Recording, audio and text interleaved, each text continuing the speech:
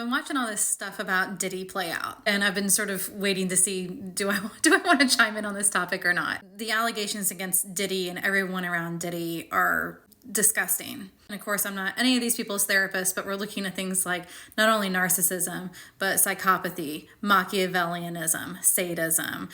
There's a lot of things that are sort of baked into the behavior. And as someone who dated someone for 6.5 years who basically fits the mold of all of those personality traits, it has been really triggering for me to hear a lot of these things that have been going on. Then you pile in on top of it that there was a lot of this that was happening with minors. And you pile in on top of it that a lot of people were just sat around and watched it happen or turned a blind eye when people literally looked at them asking for help. It's really, really, really, really devastating and disgusting and infuriating. And like I keep telling my husband, I think that we are quickly approaching the trial of the century. I think a lot of people are about to go down here. But what I've also noticed a lot that has been happening is that since there's not a ton of information that's coming out yet, there are a lot of people that seem to be jumping in that seem to be maybe potentially taking advantage of the situation. Now, I want to be really clear because even just saying that statement maybe comes off the wrong way. Generally speaking, I am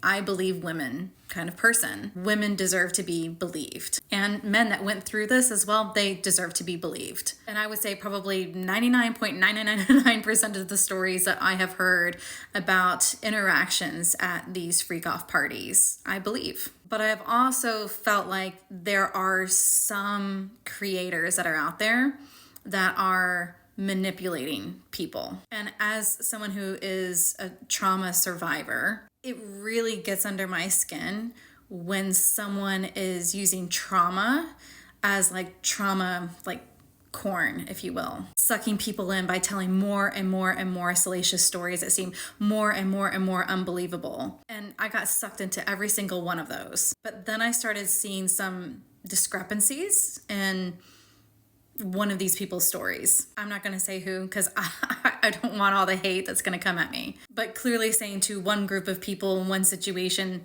this is what happened to me. And then saying something completely different to a different group of people about the exact same situation. Polar opposite different. And that's when I started realizing, oh, there are people that are preying on people's emotions in this space where there's a bit of a void of information. And I think the truth of what actually happened is, first off, very important. And second off, it's going to be dark enough.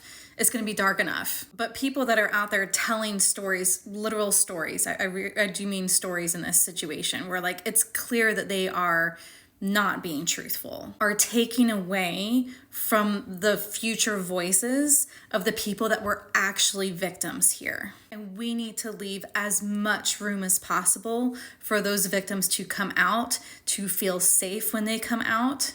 Like I said, the truth is dark enough on its own. We don't need to invent more salacious stories and pile in on top of it. So I urge everybody to maybe pump the brakes and think about the information that you're taking in right now and not assume that every single story that you're hearing is true and accurate. And I say that as someone who believes 99.99% of the stories that I'm hearing about this right now. And I certainly understand that when charges like this happen, that it encourages victims to come forward. And so that is why a lot of these stories are coming out. That does not mean that every single story is true. And I'm not saying that so that people will not be believed.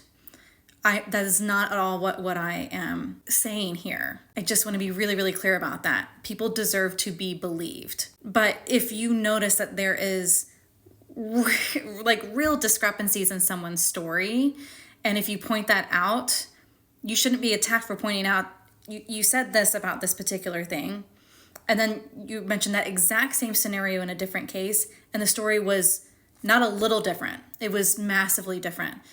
That's an indicator that there is someone that's just capitalizing on someone's emotions. And that to me has me really concerned for the true victims when they come out about their voices being diminished or silenced in some way. Maybe I'm going to get a lot of hate for this video. I don't know. That has been really bothering me because I was really, really sucked into watching every single video that I could ever watch on this topic and every single person that was saying everything. And then that happened.